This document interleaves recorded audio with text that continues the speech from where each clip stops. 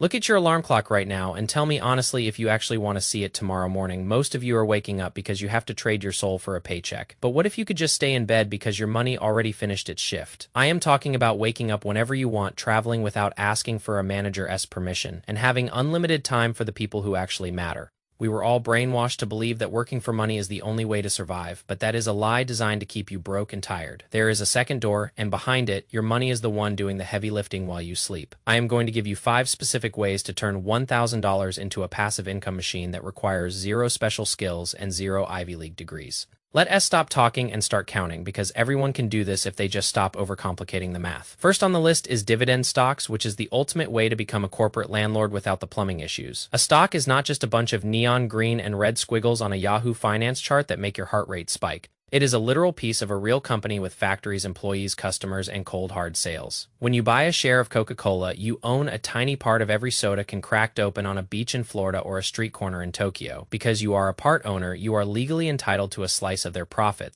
And that slice is called a dividend. Think about the biggest, most boring companies like Procter & Gamble or AT&T that have more cash than they know what to do with. After they pay their bills and fix their machines, they have a mountain of cash left over that they just hand back to people like you. This usually happens every 3 months, meaning 4 times a year you get a notification on your phone that says free money has arrived. You didn't have to show up to a meeting. You didn't have to answer an email. You just had to exist and hold the stock. If you want to pick a winner, stop looking at the sexy startups that lose $1 billion a week and look for the boring grandpas of the stock market. You want a consistent history of payouts where the company hasn't missed a single check since your parents were in high school. Check the dividend yield, which is just the math of how much bang you get for your buck. Take the total yearly dividend and divide it by the current stock price, and that percentage is your return. For example, Johnson & Johnson might offer you around 3.02%, while AT&T is sitting up there near 5.73%. If AT&T pays 28 cents every quarter, that is $1.12 a year. And if the stock price is $19.37, you are looking at a 5.7% yield. But listen to your buddy here, if a yield looks too good to be true, like some random company offering 15%, run for your life. Usually a sky high yield means the stock price is crashing because the company is on fire and about to go bankrupt. Remember, GameStop back in the day, it looked like a dividend gold mine until the internet killed the brick and mortar business. If the yield is way higher than the rest of the industry, it is a trap, not an opportunity. With $1,000,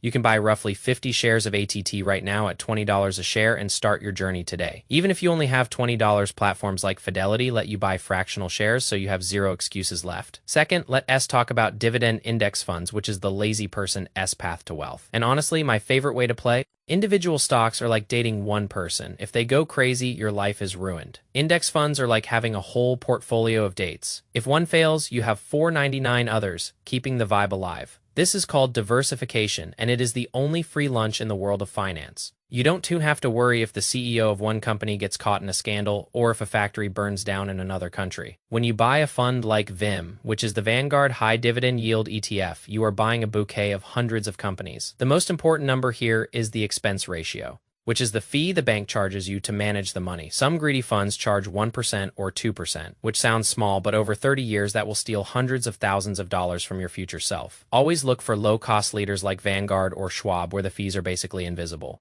Compare VIM with its 2.89% yield to something fancy like JEPQ, which boasts 9.74%. JEPQ uses complex options and derivatives to juice those numbers, which is great until the market moves the wrong way and hits you in the face. If you don't understand how a 9% yield is being generated, stick to the boring stuff that actually owns the underlying assets. Check the Fed funds rate, which is currently around 5.33% in May 2026. If an investment is promising way more than the national baseline, you better be asking what the catch is. Popular picks like SAG or VIG are great places to start your research because they balance growth with consistent payouts. Third, we have bonds, which is basically you playing the role of the bank and lending your money to people who need it. When you buy a stock, you own the place, but when you buy a bond, you are the one holding the IOU. Lending is much safer because there is a legal contract saying they have to pay you back your original money, plus interest. It isn't as flashy as a stock that might double in value, but it is steady, predictable, and lets you sleep at night. To see if a bond is safe, look at the rating from companies like Moody's or Fitch. If it is AAA or AA, it is like lending money to your most responsible rich aunt who never misses a payment. If it is rated D,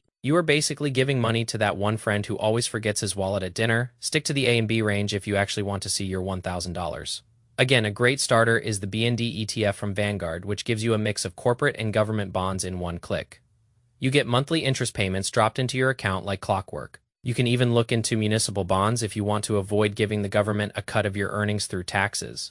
If you live in California and buy California muni bonds, the state usually 1T tax that interest, which is a nice middle finger to the tax man. Fourth, we are diving into REITs, or real estate investment trusts. For people who want property without the tenants, most people think they need $100,000 for a down payment to get into real estate. But that is old school thinking. REITs are companies that own massive portfolios of apartment buildings, malls, and even data centers. The law says these companies must pay out 90% of their taxable income to shareholders like you. So when the guy in apartment 4B pays his rent, a tiny piece of that rent eventually finds its way into your brokerage account. I've managed rental properties myself, and let me tell you, it is a massive headache involving broken toilets and 2 a.m. phone calls. With a REIT, you get professional management, massive diversification across thousands of buildings, and zero physical labor. You can choose specific sectors like residential, commercial, or even data centers that power the AI revolution. Digital Realty Trust is a big player in that space, currently yielding around 3.24%. You get the dividends plus the chance for the stock price to go up as property values rise over the years. Look at something like VTI, the total stock market fund, which only yields 1.39% but has seen massive growth in the last few years. You want a balance of the cash coming in today and the wealth building for tomorrow, fifth and final. We have the high yield savings account, which is the safest place on the planet for your cash right now. This isn't a fancy investment. It is just a bank account that doesn't treat you like garbage. Big banks like Wells Fargo or Bank of America will give you 0.01% interest and act like they are doing you a favor. Online banks don't have expensive buildings or marble lobbies, so they pass those savings to you in the form of 4.5%